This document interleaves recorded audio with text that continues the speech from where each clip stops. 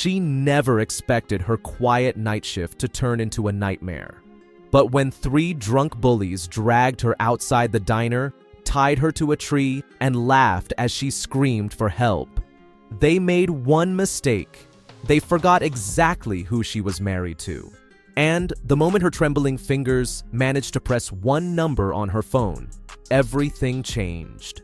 If you love your mom and dad, hit that subscribe button and show some love to her. The night had been slow at Riverside Diner, the kind of slow where the neon lights hummed louder than the customers. Claire Dawson wiped down the counter for the 5th time, humming softly to keep her mind awake. She had taken the late shift, her favorite.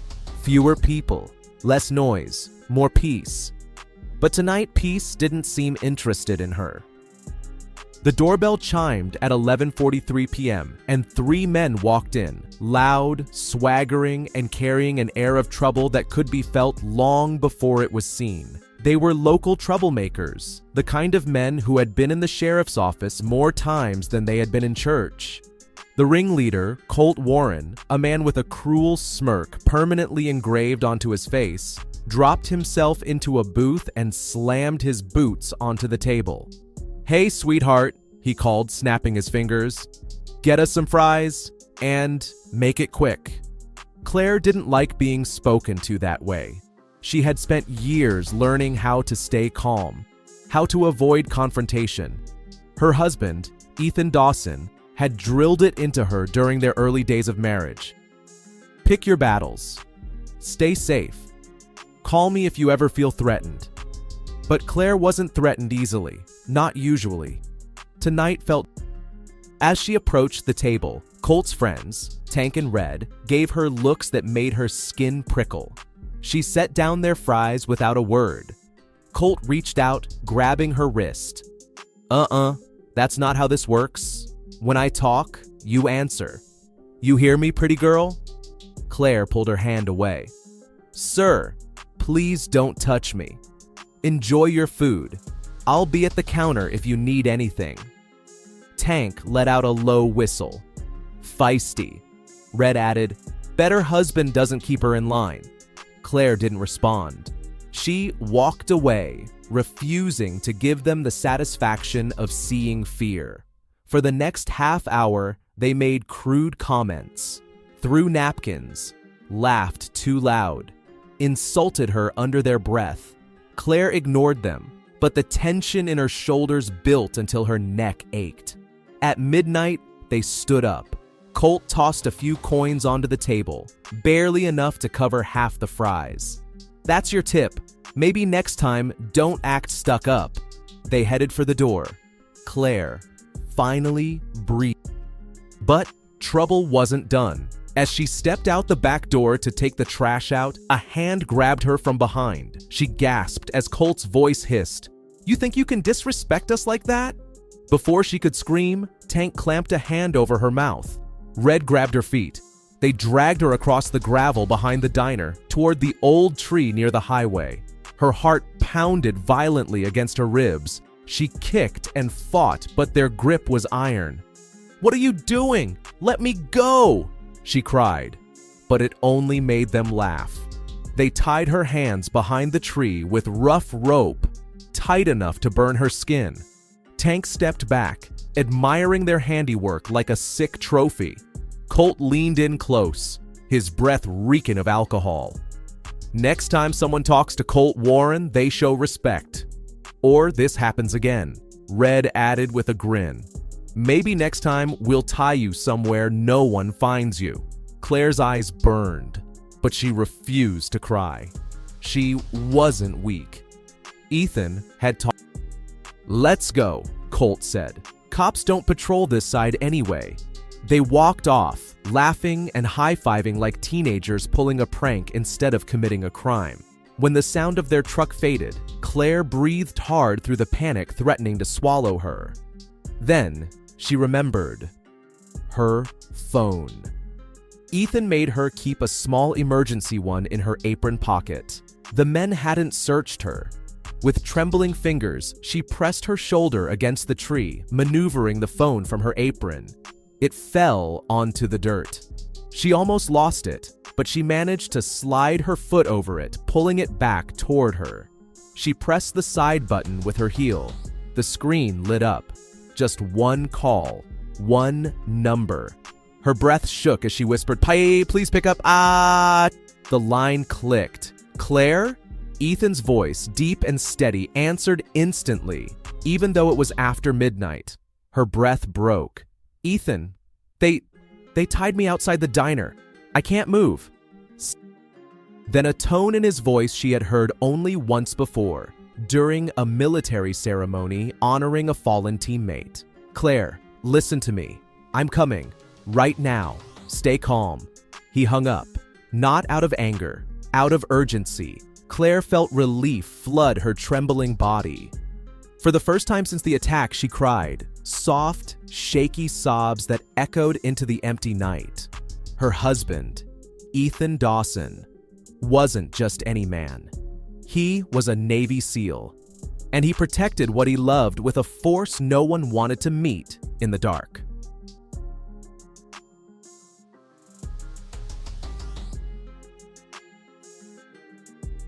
Ethan had been home only a week after an overseas assignment. He was still adjusting to civilian rhythm, slow coffee, warm showers, and nights spent holding his wife instead of a rifle.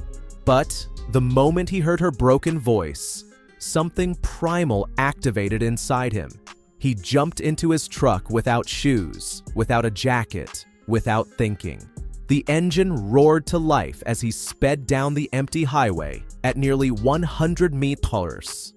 Every second, his mind raced, not with panic, but with calculation, angles, distances, escape routes, threat levels. He didn't know who had taken her, but he was prepared to find out. Meanwhile, Colt and his gang had driven only 2 miles when Tank suddenly cursed. "Dude, that was Ethan Dawson's wife." Colt's grin faded. "What?" "Claire Dawson," Tank repeated. "I knew I seen her somewhere. That's Ethan's girl. He's in the Navy or something." Red shook his head urgently. "Not Navy, idiot. Navy SEAL. The crazy kind.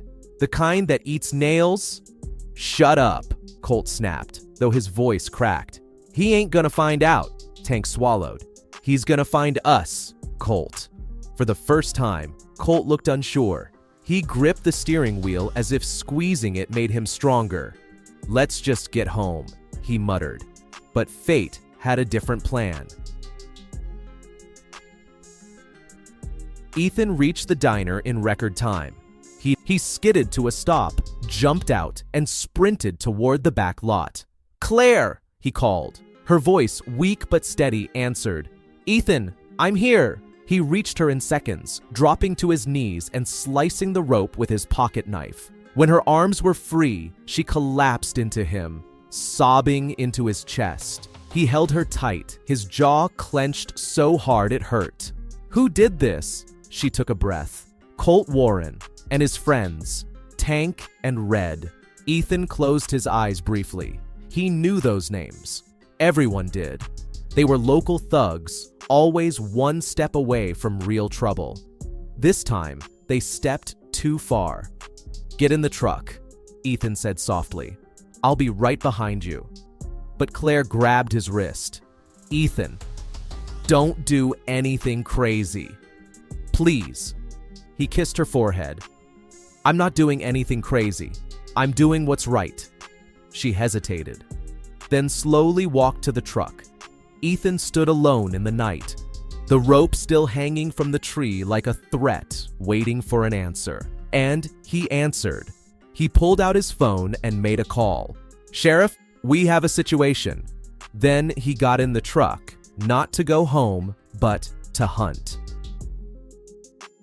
Colt's truck was parked outside Red's small house when Ethan arrived. He didn't hide. He didn't sneak. He walked straight up the driveway, calm but lethal. The men were on the porch drinking beer, trying to act like nothing was wrong. Tank saw him first. His beer slipped from his hand. "Oh, crap." Colt stood up quickly. "Ethan, Look, man. Ethan didn't raise his voice. That made it worse. You touched my wife. Colt lifted his hands. She disrespected us. Before he could finish, Ethan moved with frightening speed. He grabbed Colt by the shirt, slammed him against the porch post, and held him there effortlessly. Tank reached for something. Ethan didn't even look. He swept Tank's legs out from under him, sending him crashing to the ground. Red froze, shaking. Colt choked out. We didn't hurt her. We just tied her up. Ethan pulled him closer, voice low and deadly. You tied a woman to a tree. You terrified her. You're lucky she's alive. Do you understand what a seal does to men who hurt women? Colt whimpered, nodding frantically. Good, Ethan said, because Sheriff Dalton is on his way. Sirens began to howl in the distance. Tank groaned. Red nearly fainted. Colt looked like he wanted to run, but Ethan tightened his grip. Move, Ethan ordered. He marched the three men to the edge of the driveway just as the sheriff's cars arrived. Within minutes, Colt, Tank, and Red were handcuffed, face down, arguing weakly as deputies dragged them away. Sheriff Dalton walked over. They're done, Ethan. Assault, kidnapping, harassment. This time, they won't walk away with a fine. Ethan nodded once. Make sure they don't. When it was all over, he finally let his adrenaline. He returned to the truck, opened the door, and climbed in beside Claire. She immediately reached for him, gripping his arm with both hands. Is it over? She whispered. Yes, Ethan said gently. They won't hurt you again. Claire leaned her head on his shoulder. You always come for me. He kissed the top of her head. Always. They drove home in silence, her hand resting in his, the moonlight softening the shadows of the night. But deep inside, Claire knew one thing for certain. Those men learned something they would never forget. A Navy SEAL's love is fierce, and his wrath is unforgettable. As they pulled into their driveway, Claire finally felt safe again. She looked over at Ethan, her eyes reflecting gratitude that words could never match. And Ethan simply whispered, "No one touches my family, ever." Before we end, tell me in the comments, from which part of the country are you watching this video? The next morning, Claire woke up to the soft glow of sunlight creeping through the curtains. But the peace she usually felt wasn't there. Her wrists were still red from the rope burns, and every time she closed her eyes, she could still feel the cold night air biting at her skin. The mocking laughter of Colt and his friends echoing in her ears. Ethan sat beside her on the edge of the bed, watching her with a quiet heaviness in his eyes, as if he was trying to calculate every second of fear she endured and replace it with something stronger. "Did you sleep?" he asked softly. "A little," she whispered.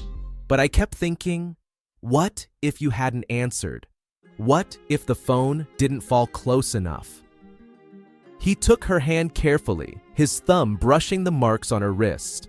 "Claire, don't do that to yourself. You got yourself out of that situation. You made the call. You stayed sharp. You did everything right."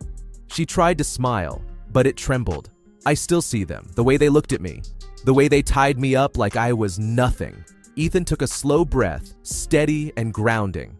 "They're behind bars. They won't get near you again." But deep down, he wasn't fully convinced. Men like Colt Warren never learned lessons on their own. They learned them the hard way, or they didn't learn at all. Claire pushed herself up from the bed. "I need to go back to work." Ethan blinked. "Today? Claire, you should rest." "I know," she said. "But if I let them scare me out of the diner, then they win. I can't give them that." Ethan didn't argue. He knew that strength wasn't about fighting. It was about standing back up when standing. "I'll drive you," he said. "And I'm staying there the whole shift." Claire nodded gratefully. "I'd like that."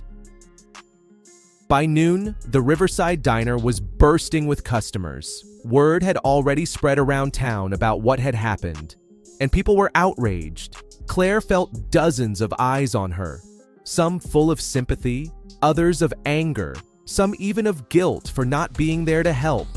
Martha, the 72-year-old waitress who'd worked at the diner before Claire was even born, pulled her into a hug.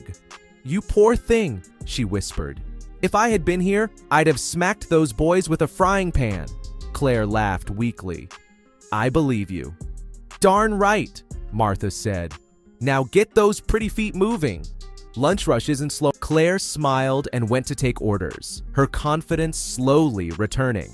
Ethan sat in a corner booth by the window, drinking coffee and scanning every face that walked past. His presence alone shifted the atmosphere. Everyone seemed just a little more careful, a little more respectful, as if they could feel the weight of a man who had seen far more dangerous things than a small-town diner. But despite the busy day, an unsettling feeling gnawed at Claire's stomach. Something felt off. Every time she walked past the window, she swore she saw a dark truck parked just across the street. The same model Colt drove, but when she stared at it directly, the windows were too tinted to see inside. "Ethan," she whispered as she approached him, "I think someone's watching the diner." He straightened. "Where?" She pointed discreetly. Ethan turned very slowly, casually, as if stretching his neck, but he noticed it immediately. The same truck, the same dent on the front bumper. His jaw set. "Stay inside. I'll check it out." "No," she said, grabbing his hand. "Don't leave me alone." He hesitated, then nodded. "Sheriff Dalton is already outside. He'll handle it." As if on cue, the sheriff walked into the diner. "Morning," Dalton said. "Just checking in? You two doing all right?" Ethan gestured toward the window. "You might want to check that truck outside." Dalton glanced over, frowned, and stepped back outside to approach the vehicle. Claire and Ethan watched through the window as the sheriff tapped on the driver's side glass. No response. Another tap. Still nothing. Dalton reached for the handle, and the moment he pulled it open, the truck roared to life, reversed sharply, and sped away, tires screeching. Dalton stumbled back, shouting into his radio. Ethan's fists tightened. Claire's breath caught in her throat. "They're out," she whispered. "Colt, he's out?" Ethan shook his head. "He shouldn't be. Not with those charges." Martha's voice broke their focus. "Honey, you might want to look at this." She held up her old cell phone. The screen displayed a local news alert. "County jail transport truck attacked last night. 3 inmates escape. Suspects identified as Colt Warren, Tank Lawson, and Red Mayfield." Claire felt her blood freeze. Dalton ran back inside. "You two need to leave. Now. They're going to come after you. After her." Ethan grabbed Claire's hand. "Let's move." But before they could reach the back exit, a loud bang echoed through the diner. Everyone flinched at the metallic thud. Something had hit the building. No, someone. Tank Lawson stood outside the window, grinning like a demon resurrected from the dark. His forehead was bleeding, but his smile was carved in cruelty. Ethan didn't wait. He pulled Claire behind him, positioning himself between her and the window. Dalton ran toward the entrance, gun drawn. But Tank didn't stay long. He ran back toward the street, meeting Colt and Red by the truck, their faces wild and unhinged. These weren't the same men from the night before. These were fugitives, cornered animals with nothing left to lose. "Get to the back," Ethan told Claire. "Now." "But what about—" "Go!" he barked, a rare flash of command turning his voice sharp. She obeyed, sprinting into the kitchen as the diners panicked and scrambled for cover. Ethan followed her, checking the exits. "They're not coming inside," he said. "They're trying to scare us out." "And it's working," Claire whispered, trembling. Ethan cupped her face gently. Listen to me. I promised you last night that no one would hurt you again. And I meant it. I meant every word. Before she could respond, the back door suddenly burst open. Red stood there, panting, holding a knife. Claire screamed. Ethan shoved her behind him and charged. Red lunged, but Ethan moved with lethal precision, grabbing Red's wrist, twisting and slamming him against the stainless steel counter. The knife clattered onto the floor. "Stay down," Ethan growled, pinning him. But Red wasn't the problem. Tank came crashing through the side door. Colt followed, shouting, "Grab her! Get Claire!" Ethan shoved Red down and spun just as Tank grabbed Claire's arm. She struggled, but Tank was huge, strong even for Ethan's standards. Ethan tackled him, the two crashing into a shelf of dishes. Plates shattered across the floor. Claire stumbled back trying to escape, but Colt grabbed her hair, yanking her toward the door. "No!" she cried. "Let me go!" Ethan saw it, and something inside him snapped. All the discipline, all the training, all the calm he practiced, gone in an instant. Only one thing remained: the instinct to protect. He roared, charging forward, slamming Colt into the wall so hard the plaster cracked. Claire fell free. Dalton and two deputies rushed inside at the same moment, tackling Tank and dragging him to the floor. Red was already cuffed. Colt tried to fight, but Ethan didn't let up. He pinned him, fist tightening. "You think tying her to a tree was the worst mistake you made?" Ethan growled. "You came back for her. That was your final one." Colt spat blood. "She deserved it." Ethan's knuckles crashed into his jaw before he could finish. Dalton pulled Ethan off. "That's enough. He's done." It took nearly 10 officers to secure all three fugitives. Ambulances arrived. Reporters gathered outside. Helicopters circled overhead. Claire sat on the curb, wrapped in a blanket, breathing in small, shaky gasps. Ethan knelt in front of her. "Are you hurt?" She shook her head. "Not physically, but emotionally." "Ethan, they came back. They really came back." He took both her hands gently. "And they failed. They didn't take you last night, and they couldn't take you today. Because I will always protect you. Always." Claire leaned into him, her tears falling on his shoulder. Dalton stepped over. "They're going to a federal facility this time. No bail, no escape, no leniency." Ethan didn't even look at the sheriff. His focus was on Claire, her trembling body, her bruised arm, her brave heart. He whispered into her hair, "It's over now, truly over." And this time, Claire believed him. But in the world outside their embrace, the story was far from over. Across the street, behind a line of police cars, a fourth man watched silently from behind the wheel of a black van, unseen, unnoticed, but very much interested. He lifted a cigarette to his lips, smirking. "Ethan Dawson," he murmured. "I've heard of you." He flicked the cigarette out the window. "You don't know who you just messed with."